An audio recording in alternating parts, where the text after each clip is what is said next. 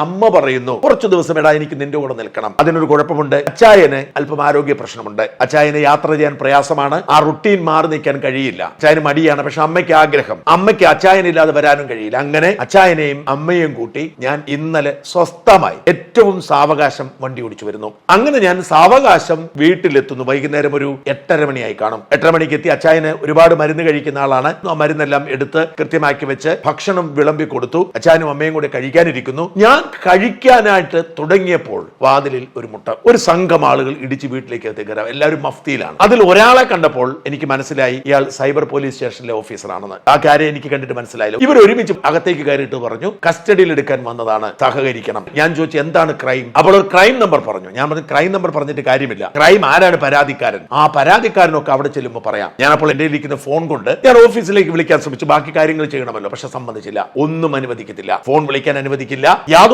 അനുവദിക്കില്ല, അനങ്ങാൻ അനുവദിക്കില്ല. ഞാൻ പറഞ്ഞു എനിക്ക് കൈ കഴുകണം. അവര് എന്റെ പിന്നാലെ പോലീസ് അകമ്പടിയിൽ വന്ന് അപ്പന്റെ അമ്മയുടെ മുമ്പിൽ വെച്ച് അവരെ ബുദ്ധിമുട്ടിച്ചുകൊണ്ട് അവരെ വേദനിപ്പിച്ചുകൊണ്ട് അമ്മ ചോദിക്കുന്നുണ്ട് എന്താ സംഭവം എന്ന്. അവരൊരു അക്ഷരം പോലും പറയുന്നില്ല. പട്ടി ഷോ എന്നൊക്കെ പറയുന്ന മാതിരിയുള്ള ഷോ അവിടെ നടക്കുകയാണ് വീടിനകത്ത്. അപ്പനും അമ്മയും ഓർക്കണം 90 വയസ്സായി, രോഗമുള്ളവരാണ്, 10 ദിവസം സമാധാനത്തോടെ കഴിയാൻ എത്തിയതാ. അവരുടെ മുമ്പിൽ വെച്ച് അവർ പട്ടി ഷോ ഒക്കെ നടത്തി എന്റെ കയ്യെ തൂക്കി പിടിച്ച് ഇവരെന്നെ വെളിയിൽ ഇറക്കുകയാണ്. ഞാൻ പറഞ്ഞു ഉടുപ്പിടണം. ഞാൻ ഉടുപ്പിട്ടിട്ടില്ല, ഞാൻ കയ്യിൽ മാത്രമേ ഇട്ടിട്ടുള്ളൂ. ഉടുപ്പിടണം. ഇല്ല, ഉടുപ്പൊക്കെ ഞങ്ങൾ മേടിച്ചു തരാം എന്ന് പറഞ്ഞ് ഇവരെന്നെ കൊണ്ട് പോവുകയാണ്.